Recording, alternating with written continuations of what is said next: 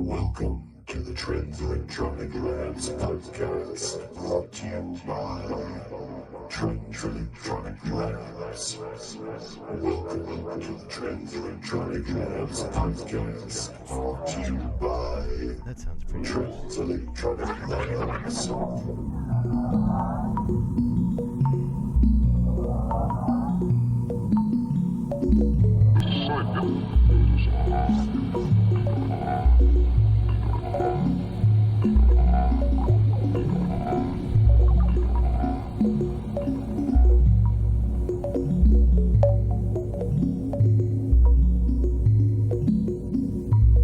What we're listening to right now is some live performance-ish jam on something that's called the Polyrhythm Tracker.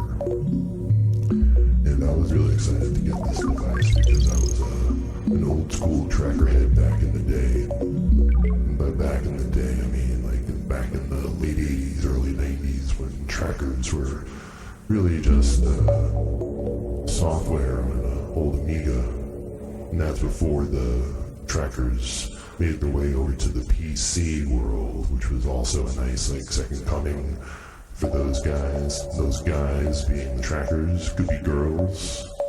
I'm not gender specific with my technology, and forgive me if I say things that are a little old school. I mean well. I love you. This is that podcast thing I was talking about earlier with a robot. It's like Santa Claus, you know, you can't really say what it is, but bada boom, you know it's there. During the podcast, I'll be trading off with the guy that's driving over there. There's another guy that did the original recording in a different, I think it was like a different time stream that he existed in, because it was like before this, but also after it. Because, you know, it's not like linear or anything. So it was before it and it was after it. And, you know, when you have something coming up, the future affects the past before it happens. That's why they call it the future. It's always there, it's doing its thing. And yeah, it's going to make a difference in today.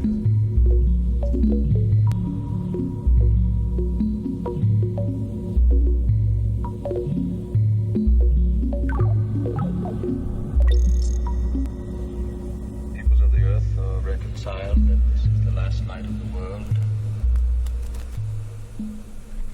Hello. And only the children are not to know. What do we do? That's great. It's all recording. That's awesome. They're to be spared. So this is the show.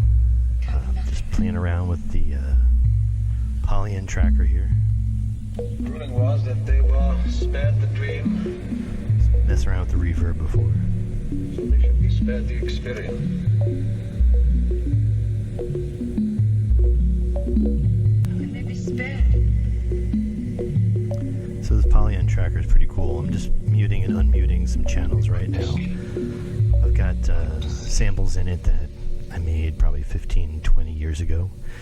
And I'm just using it as background music for the show. I've also got another keyboard over here.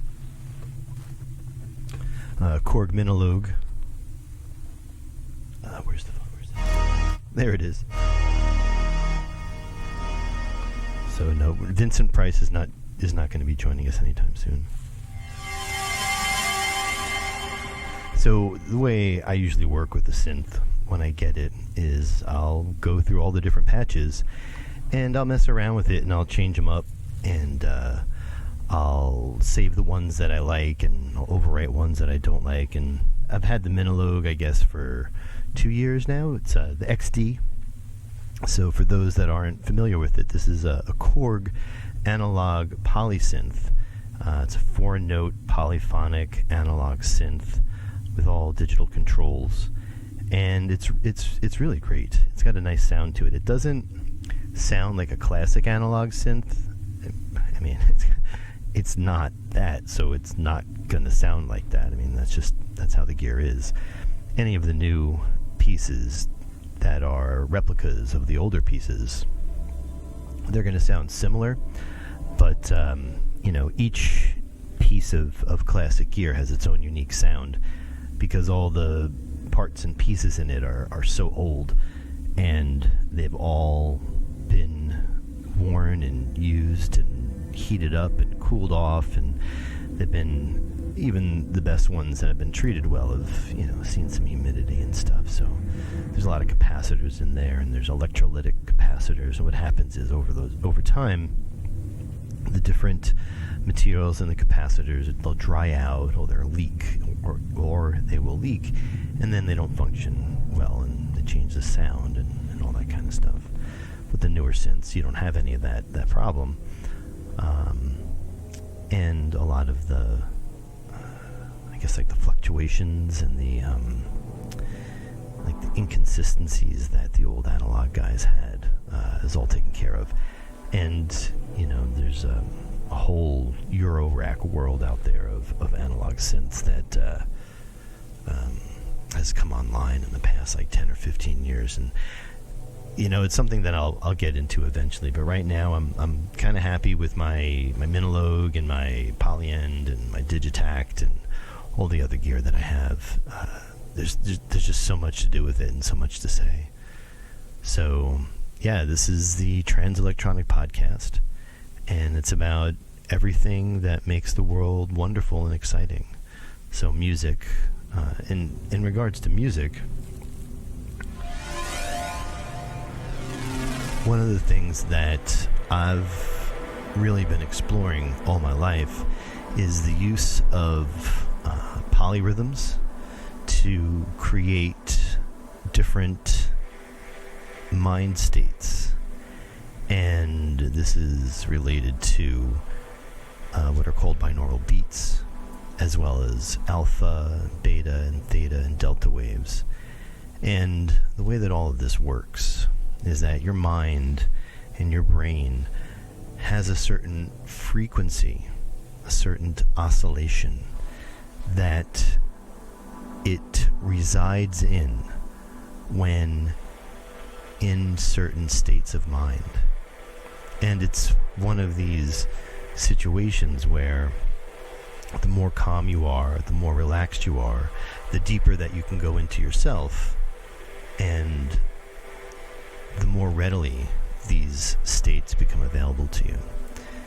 Now, over the years, outside of the music world, there has been a lot of research in this field.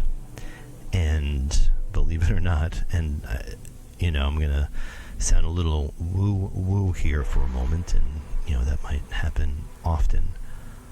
But what it is that the CIA actually looked into a lot of these technologies under the Stargate program. And the Stargate program was one where they would have geographical coordinates on a piece of paper, and they would give it to a person, and then that person would close their eyes and focus on that location, and they would read back to the person that gave them the coordinates exactly what they saw. And it would be like a blind test. And they were able to get really excellent results where the person that was viewing those coordinates without ever seeing them before was able to describe what was there. Furthermore, the Stargate program was able to view things through time. There's one particular report that was released under the Freedom of Information Act requests that talks about viewings on Mars. And one of the things that's super interesting about it is the coordinates of the first location is actually Cydonia on Mars. If you search on YouTube for any of the CIA documents. You can find a lot of information out there about it. There's a really great channel called It's Redacted that has some really great content. Yeah, there's some really fantastic stuff out there. But getting back to the brain entrainment and the polyrhythms and the alpha and beta theta waves, what does all this have to do with that, RJ? Well, when they were doing the research into ESP and into these different, in the Stargate program, they had them hooked up to a brainwave monitor, and they noticed that when the brain would fall into either alpha, beta, or theta, that's when they would get the best viewings for the coordinates and stuff like that. Now, what does this have to do with music? Well, when we're talking about these different wavelengths in the mind, what happens is if you've got, say, a sine wave that is at, say, 200 hertz, right? We want to kind of, you're going to hear that a lot, and it's kind of going to be like in your gut. But then what you do is you take another one that's at like 208 hertz, smash it on there, make sure that they're out of phase, and then all of a sudden you've got this 8 hertz tone, beating, B-E-A-D, like, coming right at you. And what happens is you focus one sound on the right, one sound on the left, and your right ear hears what's going on the left side of your right ear. The left brain hears the right ear, right brain hears the left ear, and entrainment ensues. And there's different frequencies. There's like a 2 hertz, a 3, a 5, all down there. And the lower, the deeper into the consciousness that you go. Now, this brain entrainment, these different alpha and theta brainwave states, these are the same things that when you're in Transcendental Meditation, your goal there is to go all the way into this really beautiful space that you can inhibit. And what these different technologies allow you to do is to get there a little bit more easily than without them. And one of the things that I like to use, don't worry, I'm not going to entrain your brain right now, is a reverb as well as a delay. This Polyen tracker has a great reverb in it, but the one that just takes me there every time is the Alesis Midiverb 4, I believe. It's not the super guitar-y one. This is the more studio one. It doesn't have any of the distortion in it, but it's got this beautiful, beautiful reverb that has swirl on it. And when you turn that swirl up, it just starts to shimmer and spin around and really be beautiful. And then it envelops you, and you kind of forget about everything that's going on around you. Yeah, that's really beautiful. And where I do the entrainment is I've got a couple of delays that I use, and they're 8-bit and they're crunchy. And what I do is I pan them left and right, and then with the different delay frequencies, I create the rhythms that then intermesh and create the different entraining oscillations. And a lot of it happens organically due to the different maths that I use. So when it comes to the polyrhythms, you can obviously do the math to figure out like what 8 hertz is going to be at a different tempo. So you can punch that into a little spreadsheet or whatever, or calculator, and find out what you need to set your LFO rate at. So that's where a lot of the science comes in. And like I said, it's not in this piece that I'm playing right now on the poly end. It's something I'll be performing at a future date. But for now, I'm going to go in on the poly end for a little bit. So let's see what happens here.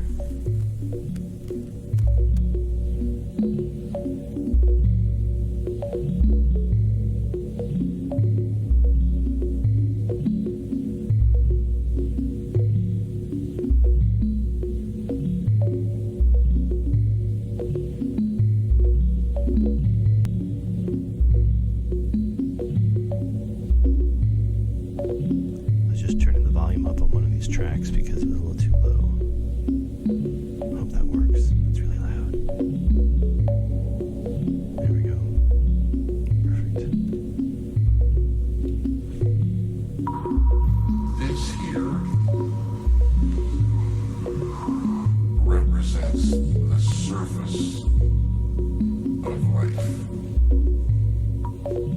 Surface. And we see surfaces,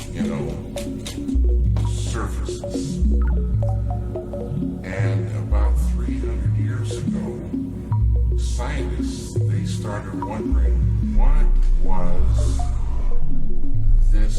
this wood and what was this metal and what was it really? So they started looking into matter.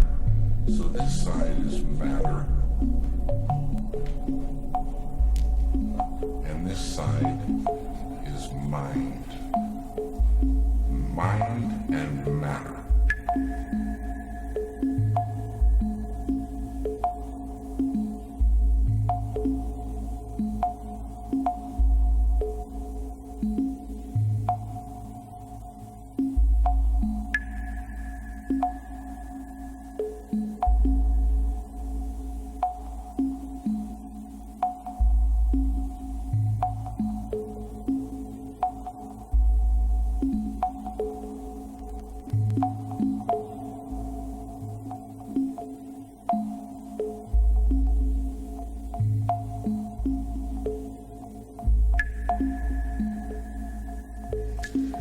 And the scientists, they discovered molecules.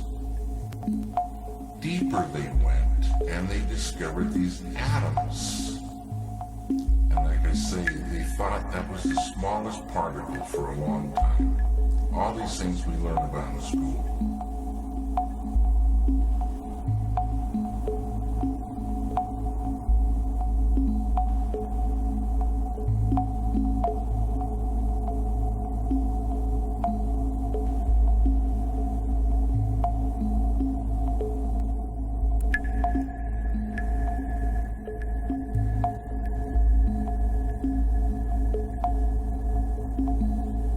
So that this is a feature on the Polyan that's called space.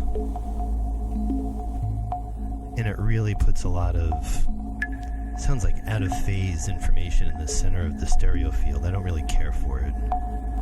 You turn it all the way up and it kind of gets weird. This is what they call bass boost. I can't quite tell what it does. I'm sure it's going to boost the bass, right? Here we go. Here's the delay again. Here's the overdrive. It's got a limiter in here, and it's cool. It's a little loud, but that's okay. We like it loud in the Transelectronic lab.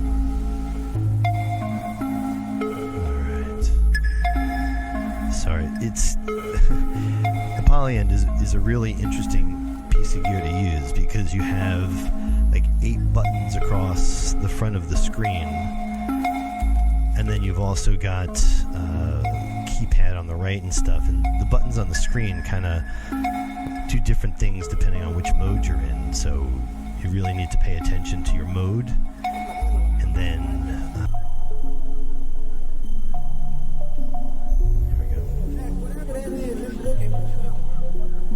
you can hear that aliasing, that kind of whine on there. I'm going to go ahead and turn the anti-aliasing back on because that's plenty noisy. I really do not need it more noisy than that. I like noise, but and again, this is chirping. That is the resonance on the low pass. It's a great device, but that filter always just loves to distort no matter what you do, unless you turn the resonance all the way off. It really shouldn't break up. It's 15. Yeah, you can hear it chirping. So Polyend, if you hear me, I know I put a bug in about it into the GitHub, which is awesome. But yeah, that's kind of that resonance kind of chirps on this here. All right, we're going back to our pattern. I'm gonna hit stop for a second. Pattern. All right. So the patterns I want to play for you now are ones that I worked on probably about a month ago.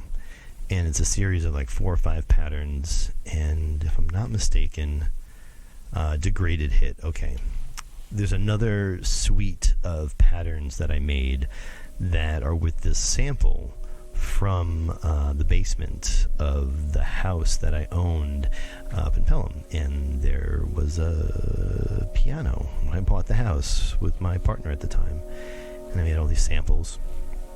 Didn't use them for years. And then when I got this guy right here, I made a bunch of songs with the piano sample. I think this looks like them over here. Yeah, this looks like it. I don't know how awesome this is going to be, so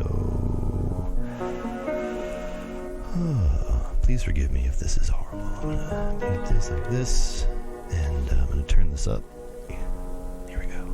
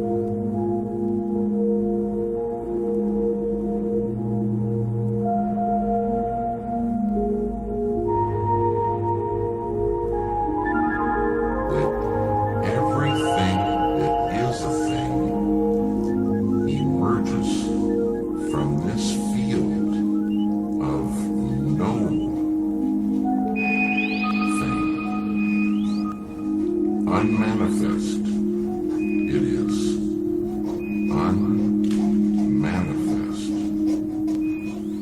It is no hyphen thing, but all things come from it. Anything that is a thing has emerged from this field of unity. Thank you so much. Oneness. Thank you so much for joining me on the Transelectronic podcast. It means a lot to me. It really does. Sorry for all that static there. You know, one of the things that I love about music is that it really helps to soothe our soul.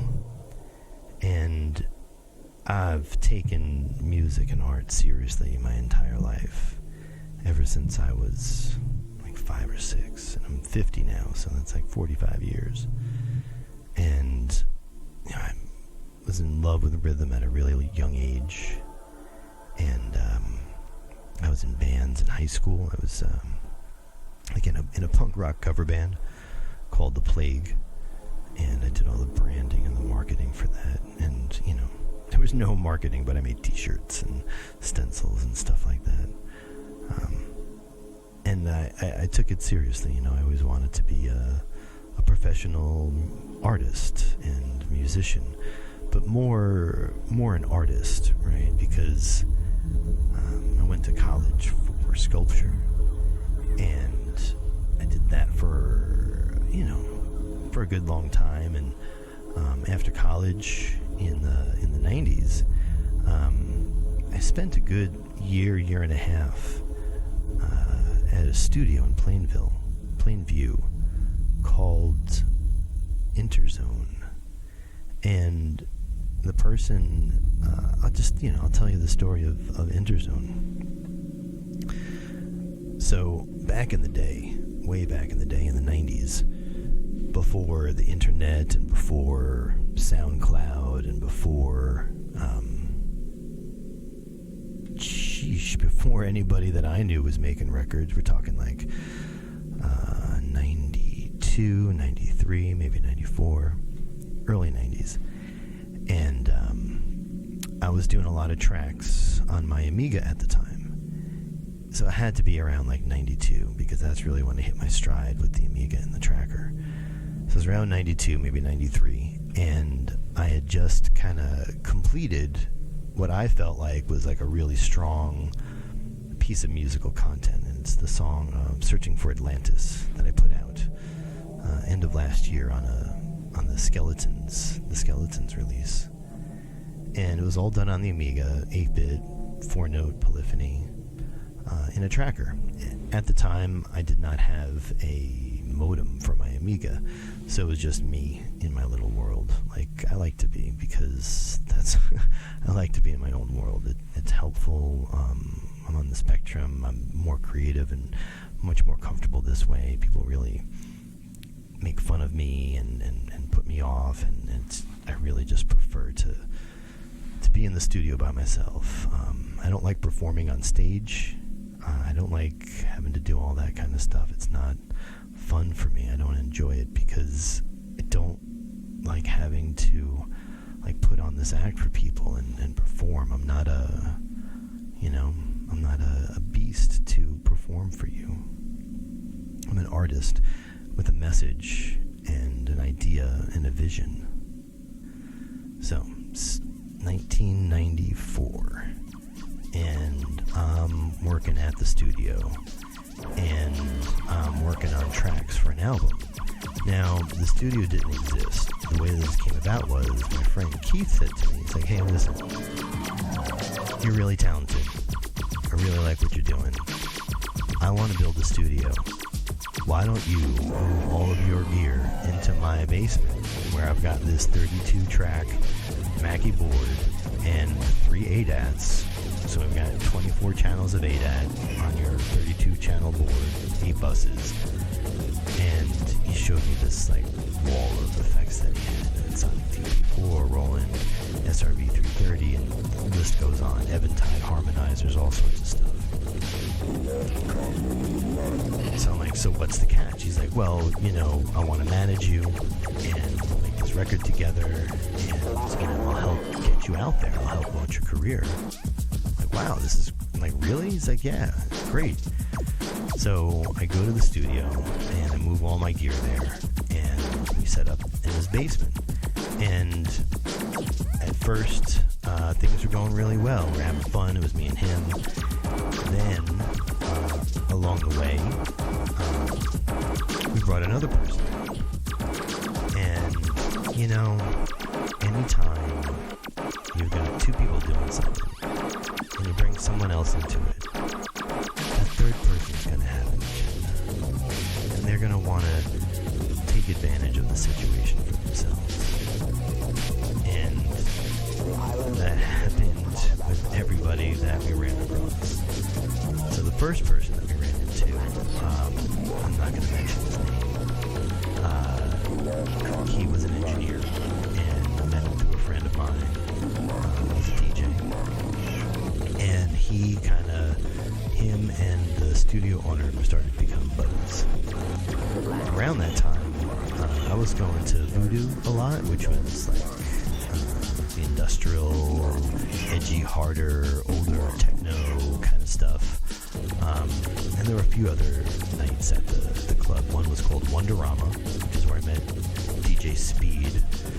And then Caffeine, which was the techno night, which I had. Micro was the DJ at the techno night. I knew Micro because I was at Voodoo before it launched. I actually mentioned to Alex and Kevin before they ever opened the club. I said, hey, listen, if you guys really want to have a great club on Long Island, you should get DJ Slave. And myself, probably a bunch of other people said it to him. And then they had opened the club initially under one name. It wasn't Voodoo, it was something else. And then they changed the name on Friday night or Saturday night to Voodoo, and the other night was Caffeine. Anyway, that's where I was going. And I met this guy, DJ Speed, and he was DJing at Wonderama, which was like Stone Temple Pilots. It was like guitar rock and shit like that. I had no interest in it. I hated that kind of stuff. I was like into industrial and techno and stuff like that. And what I realize now is that, in hindsight, I see it clear as day, but that person that I met had no interest in me.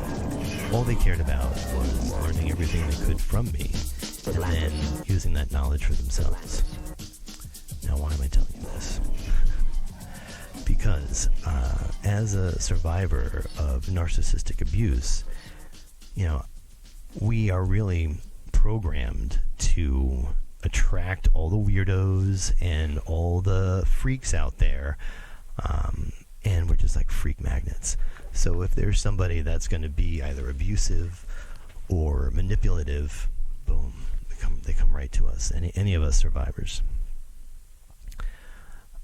And then what happened, and this is in hindsight I see it, he slowly separated me and drove a wedge between myself and the studio owner, saying, you don't need him, you can do this on your own, I can help you, we got to get you out of there, he's smothering you, he's not helping you, he's not doing anything for you.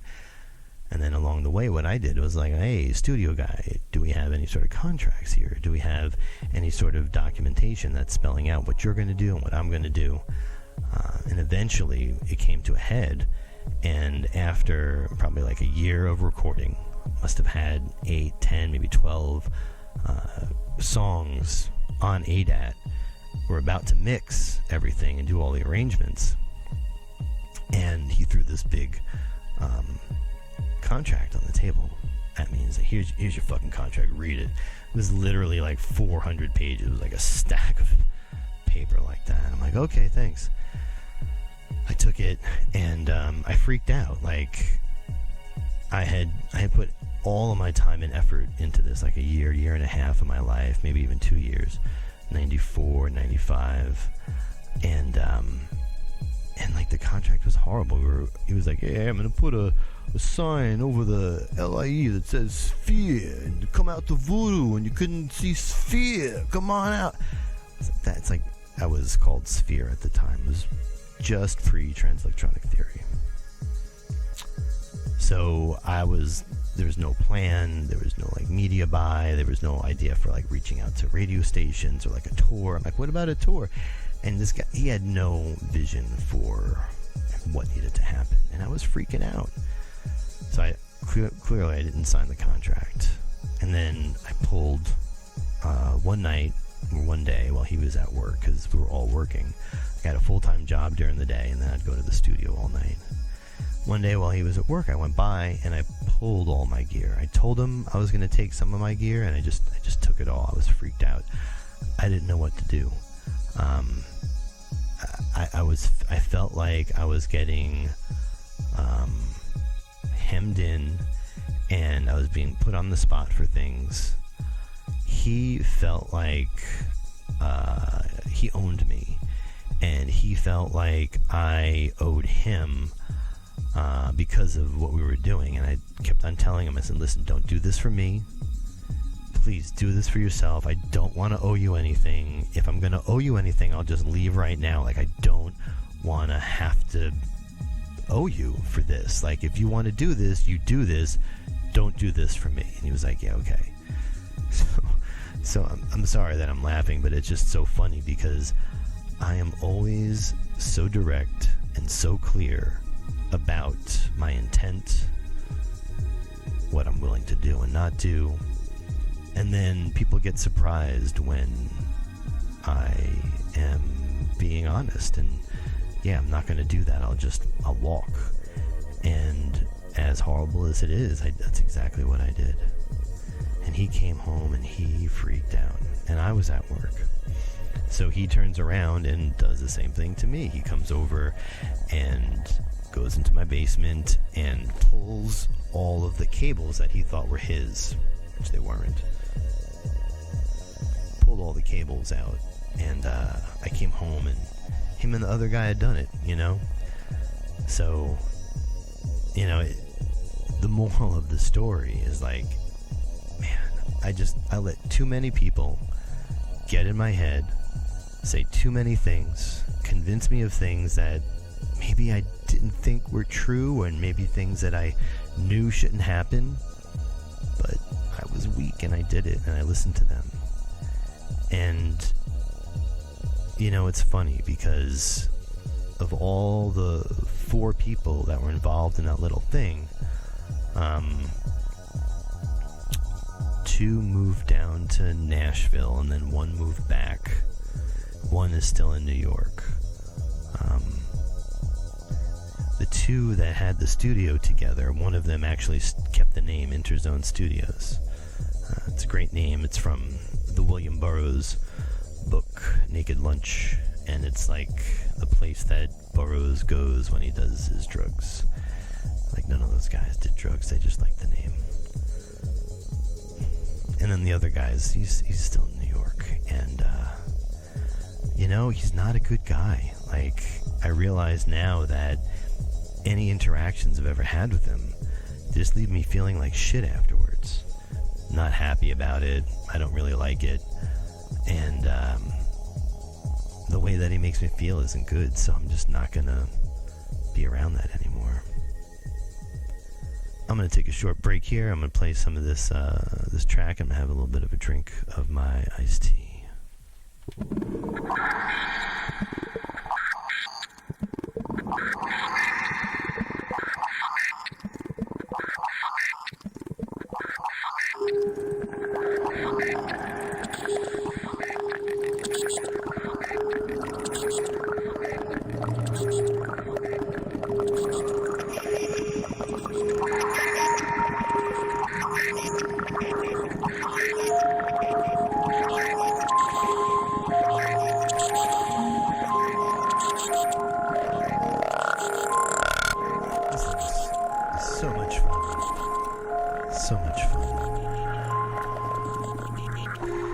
So that was intense, and life really doesn't need to be intense.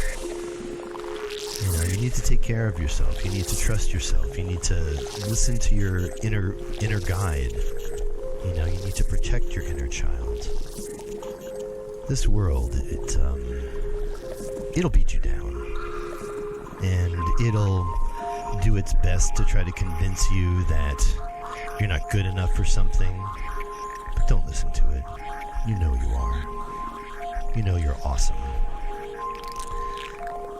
Man, so many people, they'll say, oh, I know you like blah, blah, blah. Right? And blah, blah, blah.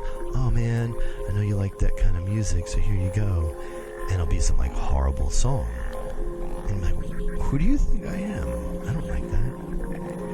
But you know what I mean. Like a backhanded compliment or something like that. Yeah. So, man, this is fun, but I think I'm going to wrap it up now. And the last thing I've got here is another one of these little, you know what, actually? I've got a song, and it's kind of cool. It does a phasing thing. Let me turn the tempo up, because it's got to be pretty fast, I think. Like 180 maybe? Let's see, hold on.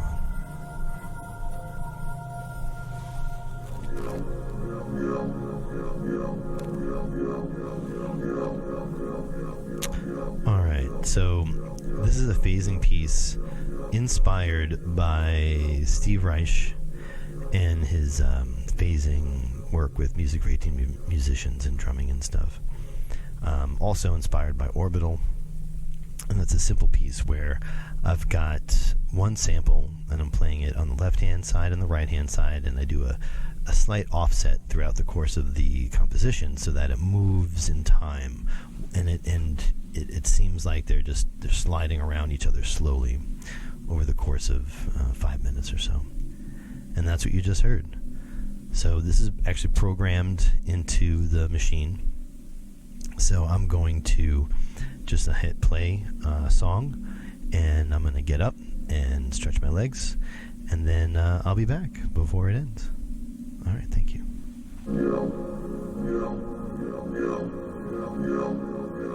But all things come from it. Anything that is a thing has emerged from this field of unity. It's oneness.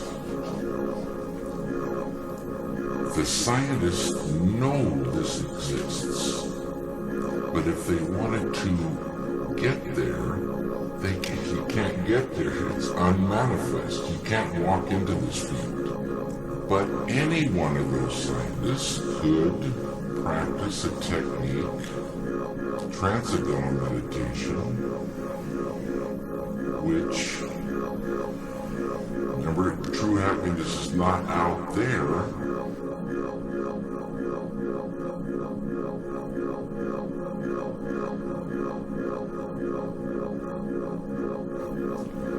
You're given a mantra.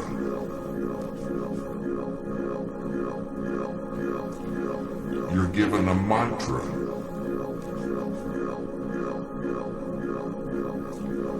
You're given a mantra.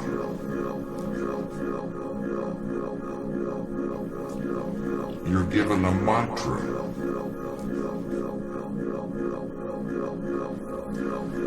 You're given a mantra.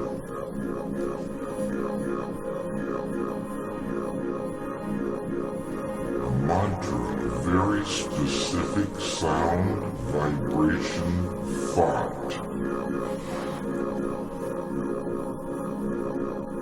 A mantra, very specific sound, vibration, thought.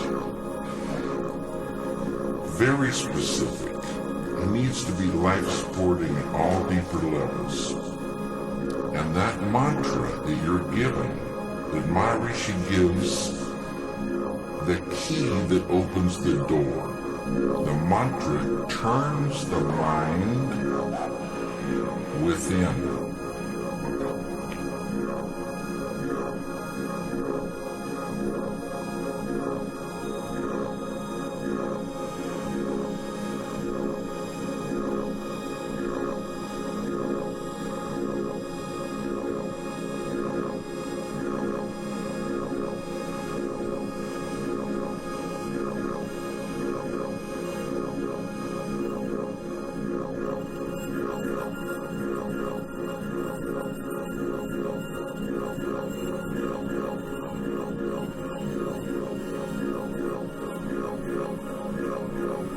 The key that opens the door. The mantra turns the mind within. Turns the awareness within. And you naturally dive. Why is it natural? Because each deeper level of mind and each deeper level of intellect has more happiness. And the deeper levels of mind has more happiness. And the deeper levels of mind has more happiness. And the deeper levels of mind has more happiness.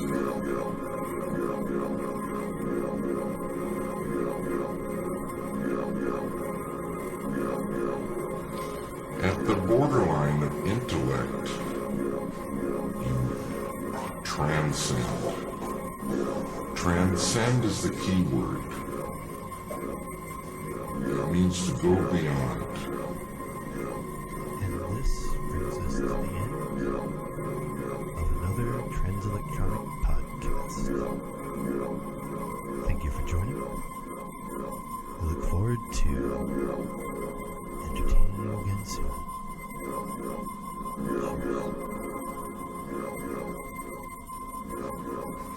Cheers. You're going beyond field of relativity, duality, experiencing oneness. Pure, unbounded, infinite consciousness.